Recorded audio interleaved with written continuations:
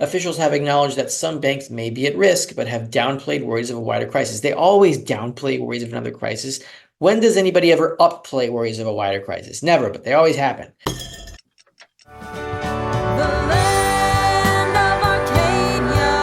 Well, hello there, my friends. Rafi here from the Endgame Investor with this week's silver report for Arcadia Economics. And there's some very cool stuff going on with silver open interest versus gold open interest this week. We're looked to be on the cusp of another regional banking crisis because we have $1.5 trillion of commercial mortgages coming due this year and next, and I don't think the regional banking system is going to survive it, and the Fed's going to have to bail them out again. We have the second largest physical withdrawals from the Shanghai Gold Exchange ever. The last time it was this high was in late 2015 at the end of a gold bear market, and prices now are about twice as high as they were back then, and still we have record withdrawals. New York Community Bancorp looks to be in the middle of a bank run. Other banks will follow. There will be another bailout. The Fed is going to have to buy all the commercial mortgages, or a lot of them at least, and expand its balance sheet once again. QT will be over. The next round of inflation will be supercharged. But in the meantime, we have something very dangerous going on in silver versus gold open interest that I have never seen before. We're going to get into all of that, but first, this week's silver report is brought to you by Fortuna Silver Mine, symbol FSM, getting into some more highlights from its guidance for 2024 and its review of 2023. We did see something often overlooked in miners, but we have record lead production of 40 million pounds, an 18% increase over 2022, and record zinc production of 55 million pounds, a 19% increase over 2022. That just means there's higher mining activity, which means these are higher byproducts of mining activity.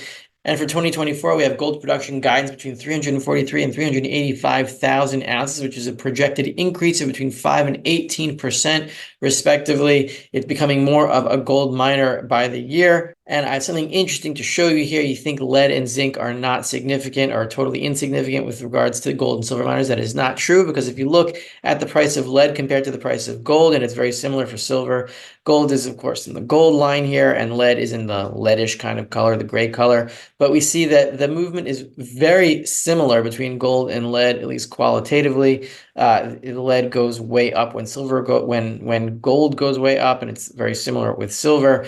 And it's the same thing with zinc. We see here gold in the gold and zinc in the gray.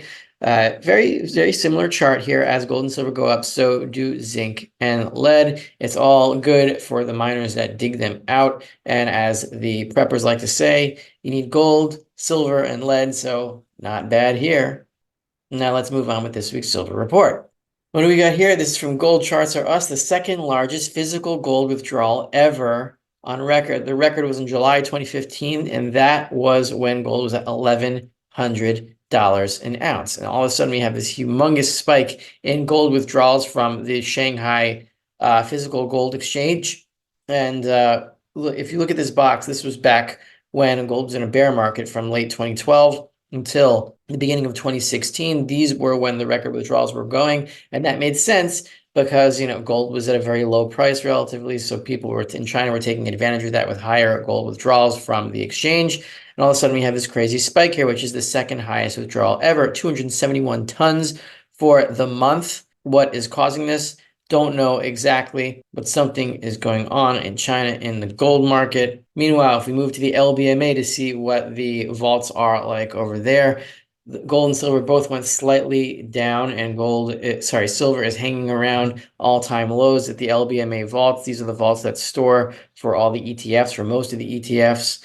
Chris sent me this tweet by Bai Xiaojun. It's good information, but I think Bai, and I like him, and I do follow him, and I think he's got good info. I think he still doesn't get it, though, about silver being money. Most people don't. It's hard to see silver as money these days when it's been demonetized since 1873, but that's only an illusion. It will remonetize once the dollar is dumped, because there's no other way to do retail trade. You can't do it with gold. It's too valuable, and if you have no gold substitute or gold derivative, then you've got to use silver. But anyway, Bai Xiaojun says the following: China is preparing for the post-silver era by all financial means to import huge amounts of silver to meet industrial demand while increasing reserves. The point here that I want to make is that is focusing on industrial demand for silver. But the thing is, what will really cause silver to spike to all-time highs and beyond is not necessarily industrial demand for it. It's the return of monetary demand, because the monetary demand will be simultaneous by everyone in the world. As the dollar collapses, there will be no gold derivative to use,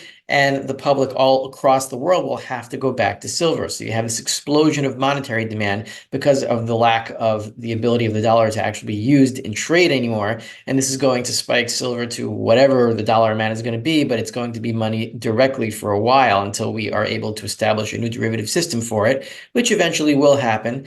So the point is here, once the dollar does collapse, industrial demand for silver is not going to be very relevant, because industry is going to really fall, and people are going to need silver to basically survive, to have what remains of a division of labor, because without money, you don't have that. So what we're really talking about here is the return of monetary demand for silver, which has very little to do with industrial demand.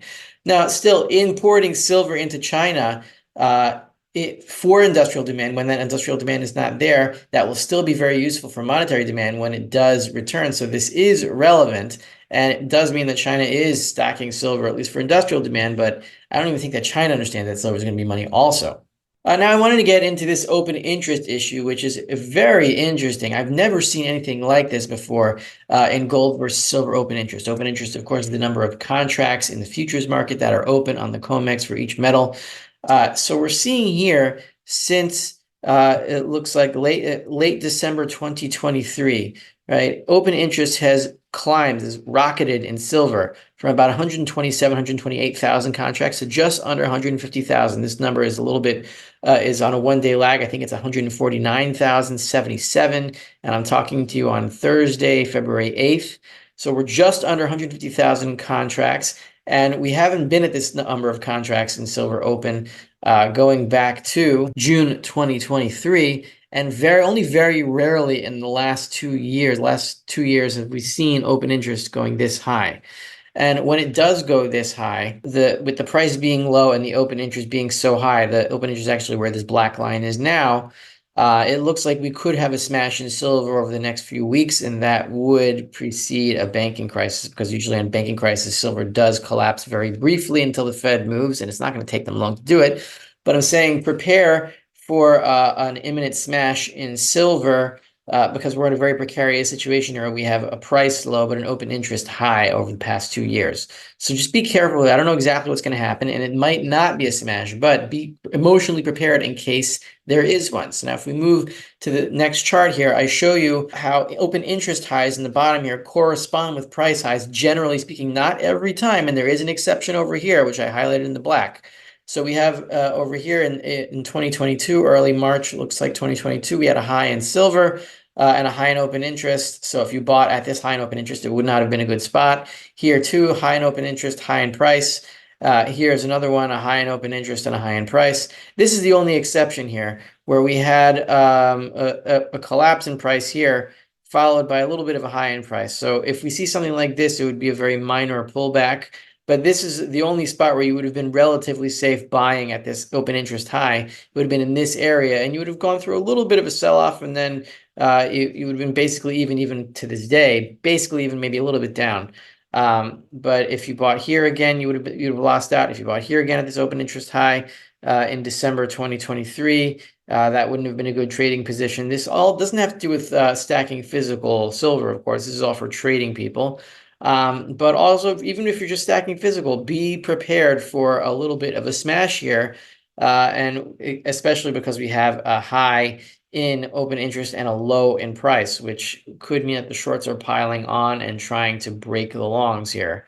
We'll see what happens, but what's so interesting about this is that the exact opposite is happening in gold. So if we look here at the open interest, we're at we're at 2024 here. And this is February 8th, 2024. And we see our open interest is 419,121, just below 420,000. This has not happened going back to 2019, sorry, it's late 2018.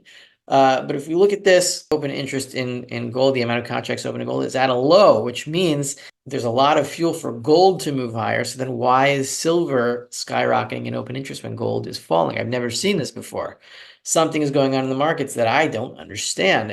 If you look here at open interest in gold, I'll show you here that if you buy gold at low open interest, then you usually buy at a low in price, or at least a safe range in price here. So here was a low in gold in early 2023. Here was a low in open interest. Here was a low in open interest. And if you bought around here, you would have generally been up, and you would have still been up to this day. Here, if we look at early 2019, there was a low in open interest around where we are now at 420,000, and this was a very good place to buy, and so was this.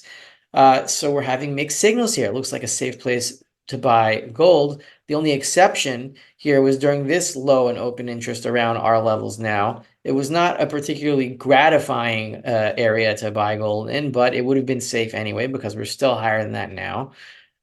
So we're having mixed signals here, and I don't really know what to say, except we'll go to the next chart and I'll show you how this has never really happened before.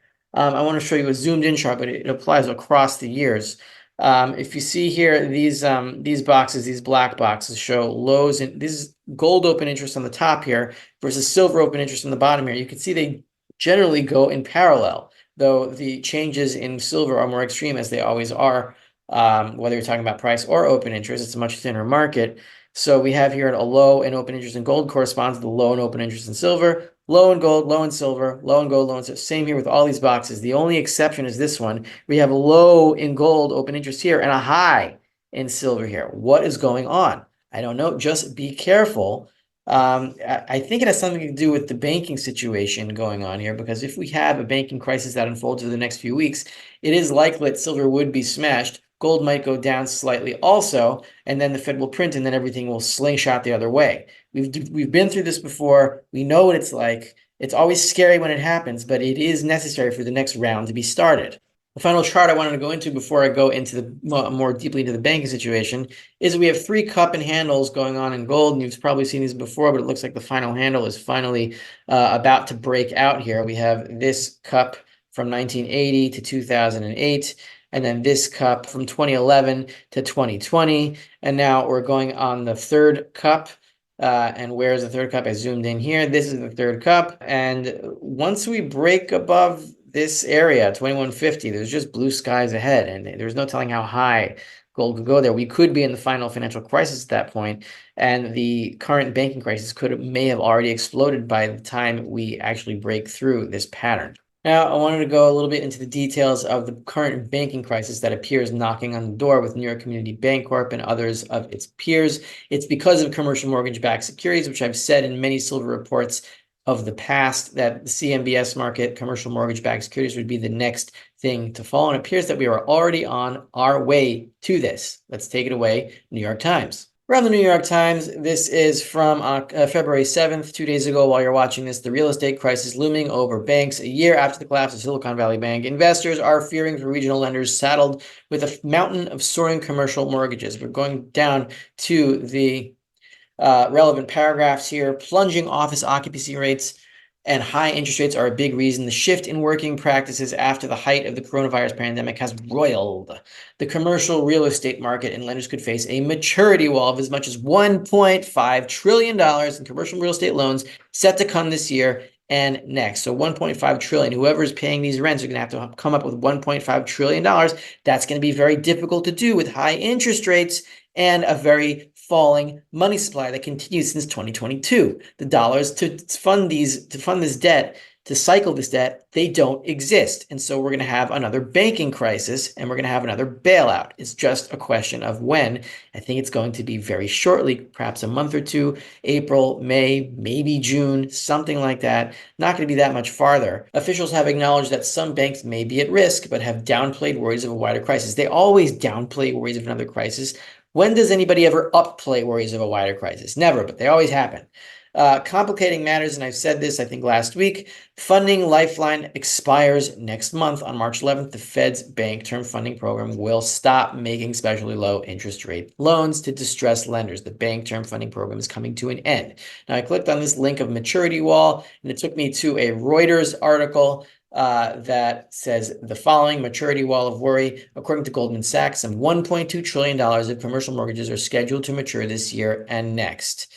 That's almost a quarter of all outstanding commercial mortgages and the highest recorded level going back to 2008. And what happened back then? We had a banking crisis. What's going to happen now? We're going to have a banking crisis. When we have a banking crisis, the Fed is going to bail out the banks. Gold and silver are going to go down initially, probably, and then slingshot back up. You got to be able to hold through this. We've known it was coming. There's probably going to be just one more financial crisis until the end game. That's according to my calculations. You can disagree with me freely if you want. I don't think that we will get through the next crisis without a hyperinflationary death spiral for the dollar and silver being remonetized. I think society has gotten to the end of its insanity rope, and we need honest, sound money to return our species to sanity and to what makes sense, because otherwise we will destroy ourselves in this planet. I don't think we will destroy ourselves. I don't think we will destroy this planet, but we do need honest money to get us back to the road of sanity. This is Rafi of the Endgame Investor with this week's Silver Report for Arcadia Economics. I will see you guys next week. And don't forget to subscribe to the Endgame Investor on Substack for free. I usually put out a once a weekly free article on monetary philosophy and such. And if you want to become a paid subscriber for my 3 times weekly Endgame Investor newsletter tracking the banking system and monetary developments, then you can do that as well.